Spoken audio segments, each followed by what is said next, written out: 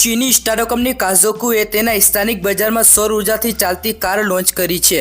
સ્ટાર્ટઅપનો દાવો છે કે આ દેશની પહેલી સૌર ઉર્જાથી ચાલતી ઇલેક્ટ્રિક કાર છે। આ કાર શહેરી વિસ્તારોમાં રોજિંદા મુસાફરીને ધ્યાનમાં રાખીને ડિઝાઇન કરવામાં આવી છે, જે તમારી રોજિંદગી ટૂંકી યાત્રાઓ માટે એક સંપૂર્ણ વિકલ્પ સાબિત થઈ શકે છે। આ સોલાર પાવરથી ચાલતી ઇલેક્ટ્રિક કાર છે।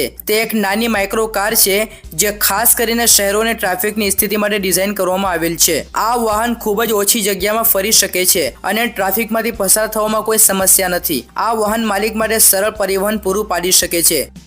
સૌથી મહત્વપૂર્ણ હાઇલાઇટ સોલાર ચાર્જિંગ વિકલ્પ છે। કારના સનરૂફમાં ઢંકાયેલ કાચના સોલાર પેનલ્સ લગાવવામાં આવ્યા છે, જે દરરોજ વધારાની 10-12 કિલોમીટરની રેન્જ આપવા માટે બેટરી ચાર્જ કરી શકે છે। આ બેટરીની સામાન્ય રેન્જથી વધારાની રેન્જ આપે છે।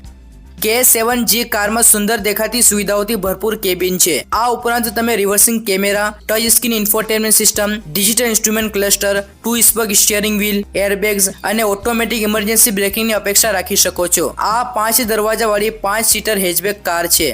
કારના કદ વિશે વાત કરીએ તો તેની લંબાઈ 3380 mm, પહોળાઈ 1550 mm અને ઊંચાઈ 1500 mm છે। તેમાં આગળ અને પાછળ ડિસ્ક બ્રેક આપવામાં આવ્યા છે।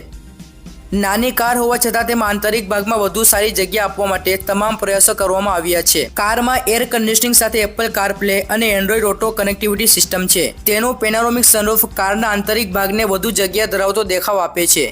જ્યારે તમે કારની અંદર બેસો છો ત્યારે તમને તે નાની લાગતી નથી। આ એક પ્લગ ઇન ઇલેક્ટ્રિક કાર છે અને તેમાં 17 કિલોવોટ ક્ષમતા લિથિયમ આયન બેટરી પેક છે। તેમાં એક ઇલેક્ટ્રિક મોટરનો ઉપયોગ કરવામાં આવ્યો છે જે 15 કિલોવોટ પાવર જનરેટ કરે છે। સિંગલ સ્પીડ ઓટોમેટિક ગિયરબોક્સથી સજ્જ આ કાર રિજનરેટિવ બ્રેકિંગ સિસ્ટમનો ઉપયોગ કરે છે, જે બેટરી પાવરને થોડો વધારે છે। કંપનીનો દાવો છે કે આ કાર એક જ ચાર્જ પર 220 થી 240 કિલોમીટરની ડ્રાઇવિંગ રેન્જ આપે છે। તેમાં આપેલા સોલાર પેનલનો ઉપયોગ કારના સનરૂફની જગ્યાએ કરી શકાય છે। આ કાર શહેરની અંદર ટૂંકી સવારી માટે ડિઝાઇન કરવામાં આવી છે। કારનું કુલ વજન 1000 કિલોગ્રામ છે અને તે મહત્તમ 400-500 કિલો વજન ઉપાડવામાં સક્ષમ છે। કારની બેટરીને સામાન્ય ઘરગથ્થુ સોકેટથી સરળતાથી ચાર્જ કરી શકાય છે। તેની બેટરીને ઘરના સોકેટથી સંપૂર્ણપણે ચાર્જ થવામાં લગભગ 4 કલાક લાગે છે, જ્યારે ડીસી ફાસ્ટ ચાર્જર સાથે તેની બેટરીને સંપૂર્ણ ચાર્જ થવામાં ફક્ત 45 મિનિટ લાગશે।